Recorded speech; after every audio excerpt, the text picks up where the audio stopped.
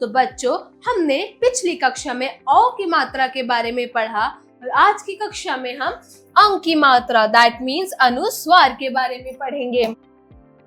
तो चलिए बच्चों, शुरू करते हैं। अध्याय 12 अनुस्वार की मात्रा वाले शब्द।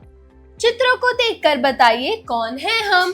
तो बच्चों, यहाँ कुछ चित्र दिए गए हैं। उन चित्रों को ध्यान पूर्वक देखकर बताइए कि यह चित्र किस चीज का है। चलिए शुरू करते हैं। तो बच्चों, पहला चित्र किस चीज का है? वेरी गुड, अंडा। अ अनुस्वार ड आ, अंडा।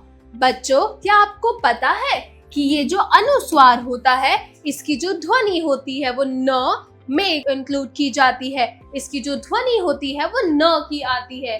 जैसे अंडा, प त अंग ग, पतंग। अ अंग ग उ र, अंगूर। केवल पठन हेतु, सिर्फ पढ़ने के लिए। तो बच्चों, यहाँ कुछ अनुस्वार के शब्द दिए गए हैं। वह अनुस्वार कहाँ कहाँ यूज होता है उसके बारे में पढ़ेंगे। तो बच्चों, चलो मेरे साथ ये इन शब्दों को दोहराओ। पंख, झंडा, कंठ, शंख। अंदर, जंगल, हंस, पंडा, पंजा, बंदर, मंगल, डंडा, बंदूक, लंगूर। श्रुतलेख, केवल लिखने के लिए। तो बच्चों, यहाँ पर कुछ अनुस्वार के शब्द दिए गए हैं जिनका हमें लिखकर अभ्यास करना है। तो चलो बच्चों, मेरे साथ इनका अभ्यास लिखकर करो।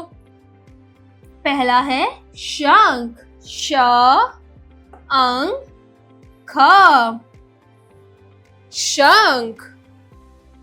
प अंग ख आ, पंखा।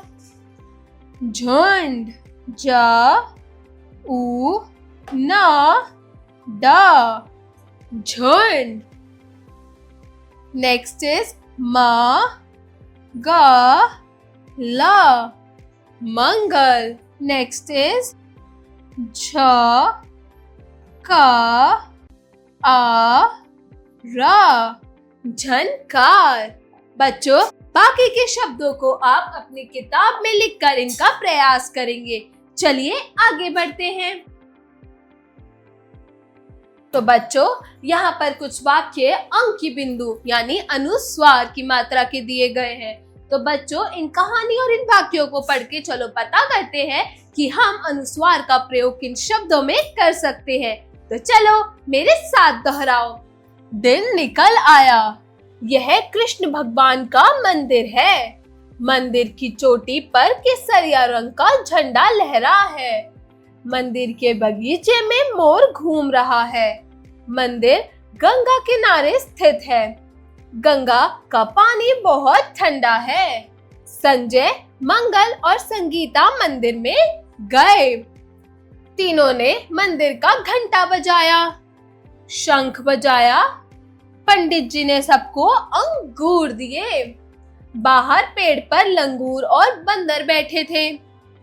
संजय और मंगलों ने बंदरों को अंगूर दिए। अंगूर लेकर बंदर पेड़ पर चढ़ गए। तो बच्चों, इस कविता में मंदिर, रंग, झंडा, ठंडा, संगीता, मंगल, संजय, तीनों, घंटा, लंगूर, बंदर, मंगल इत्यादि शब्दों में अंक की बिंदु दैट मीन्स अनुस्वार का प्रयोग किया गया है।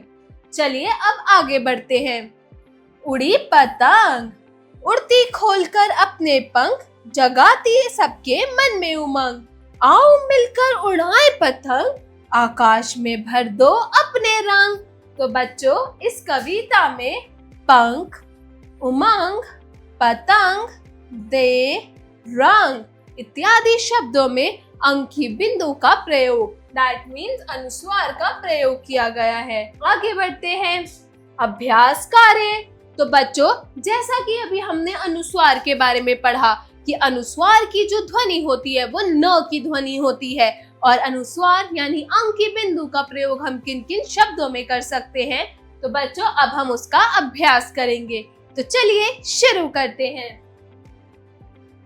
अभ्यास कार्य, जरा बोलिए। Speaking skills.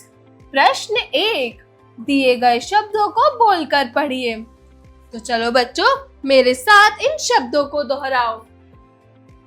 हुंकार, अहंकार, कंठ, मंदार, मंसूर। चलिए आगे बढ़ते हैं, जरा लिखिए। Writing skills. प्रश्न 2, सही विकल्प पर सही का चिन्ह लगाइए। तो बच्चों, यहाँ पर कुछ आपको क्वेश्चंस, कुछ प्रश्न दिए गए हैं और उनके 4 ऑप्शंस भी दिए गए हैं। आपको किसी एक सही ऑप्शन पर सही का निशान लगाना है। तो बताओ बच्चों, मंदिर किस भगवान का था? Very good, that's in correct answer. Krishna का मंदिर था। ख, मंदिर की चोटी पर किस रंग का झंडा लगा हुआ था? वेरी गुड, केसरिया। ग, पेड़ पर कौन बैठा था? लंगूर, शेर, बिल्ली या कौवा? वेरी गुड, लंगूर। जरा सोचिए, क्रिटिकल थिंकिंग।